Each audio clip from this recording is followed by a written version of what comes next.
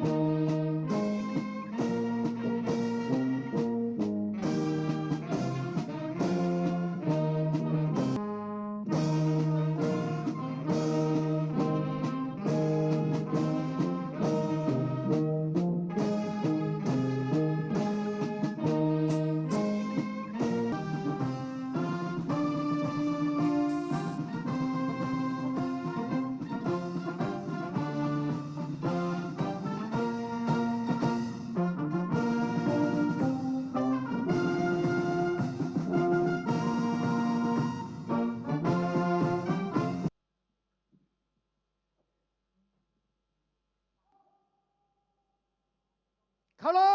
พทุ่ง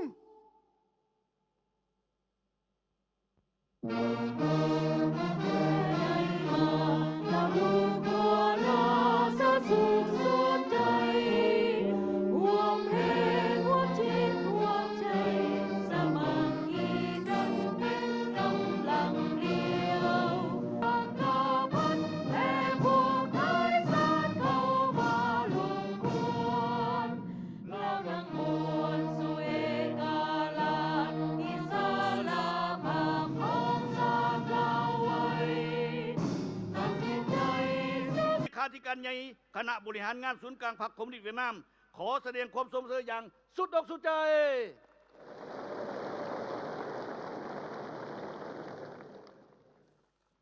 คณะผู้แทนขั้นสูงของสาธารณรัฐสมเสยอย่างสุดใจเสียของอำนาจสมเสยกรรมการกรมการเมืองศูนย์กลางพรรคคอมมิวนิสต์กูบาผู้อำนวยวันทาวุฒิ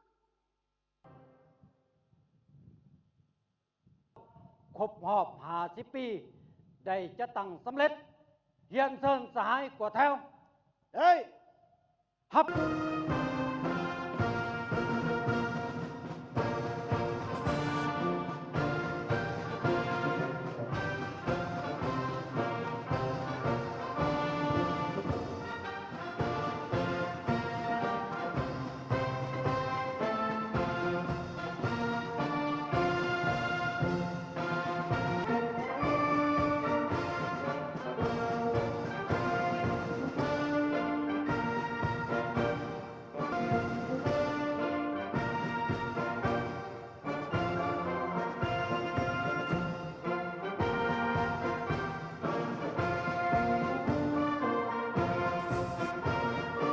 สบายดีบรรดาทหาร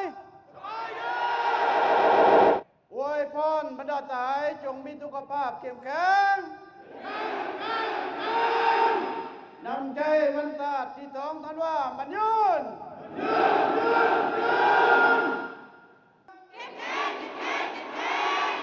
นำใจมันตาที่ท้องท่านว่ามันยืน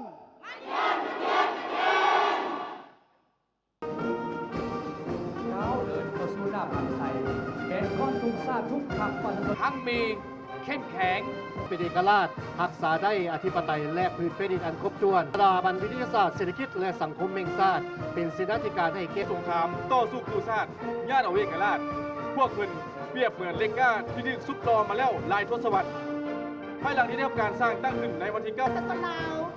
กองทัพประสิทธิด้านการคุมหันของจักรพรรดิของนายทหารเสนาบัญชาการเมืองพลาธิการเทคนิคเป็นหัวจักรหลักแรงในการบัญชาคุ้ม ส่งรบก รับประกันการลำเลียงขนส่งประกอบส่วนก่อกู้ภัยพิบัติธรรมชาติทำให้การนำและเห็นหน้าที่อื่นตามการมอบหมาย สงครามเป็นอีกแล้วย่ำใดก็ได้เคียงบาเคียงไหลกับเพศสาย ประกอบส่วนเป็นทหารราชกองร้อน และเลี้ยงขนส่งเสบียงอาหารอาวุธ เรารถสื่อข่าวได้ทำการสร้างตั้งขึ้นในวันที่2เป็นครูแก้วตาทิพย์เป็นตัวแทนไทยแก่และน้องทหารดีกองด้วยโดดจ้อง30กองพระใหญ่จะสุพิสาการมีความให้ทั้งมีเข้มแข็ง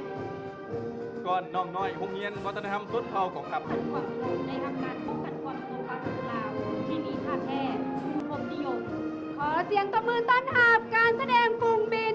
มี 17 สี่ลำ ประกอบมี ถุงซาดถุงผัก ถุง50 ปี และแผนคำควร น้ำใจที่2ธันวามันยืน กันบรรดาของประสุมระดับชาติระดับสากลผู้นำพรรคหลัดแข่งขั้นสูงทั้งภายในและต่างประเทศ บรรดาพิธีการงานสำคัญต่างๆ ให้มีความปลอดภัยปฏิบัติลาวสาวหนุ่มแมนกับลังประจันบานของพรรคที่เต็มไปด้วยแม่จิตหมดฟื้นปฏิบัติ โดยแม่ศูนย์กลางสาวหนุ่มประชาชนปฏิบัติตั้งการเมืองสังคมของส้นสั้นกรรมกร และสาวผู้แห่งลาวที่กว้างขวางในระบบการไม่ฮอบด้าน และมีหลักการนำพาของพรรคและปฏิบัติคำขวัญกับบาลลาวเข้มแข็งทันสมัยสามัคคีมีวินัยและน้ำใจสากลกรรมสิทธิ์และปฏิบัติข้อแข่งขัน5เป็นเจ้าติดพันกับกระบวนการรักษาและพัฒนาอย่างกว้างขวาง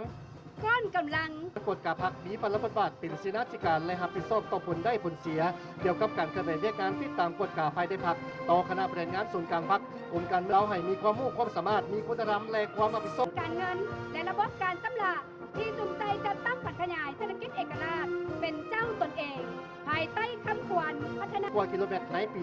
2025 การขนส่งโดยสารจาก 40 และขนส่งสินค้าบรรลุ 16 ล้านกว่าต้น ได้พัฒนาการบริ แขนงการเศรษฐกิจสังคม แต่ศูนย์กลางลงฮอดท้องถิ่น สามารถเชื่อมโยงกับสากลได้ และการค้ามีการขยายตัวอย่างนักแน่นต่อเนื่อง ประกอบส่วนหลายกว่า3ยกส่วนน้อยของ GDP ให้ประกันได้การสนับสนุน การต้อนรับแขกสำคัญภายในและต่างประเทศหับไส้การส่วนสนามหับไส้กองประชุมพิธีการประดับเรียนการ ด้วยความพยายามอันแห่งกล้ากระทรวงวัฒนธรรมและการท่องเที่ยว ได้นำเอานครหลวงพระบาง วัดภูจำปาสักต่อเนื่อง เพื่อเผยแพร่ความรู้และวัฒนธรรมสู่สังคม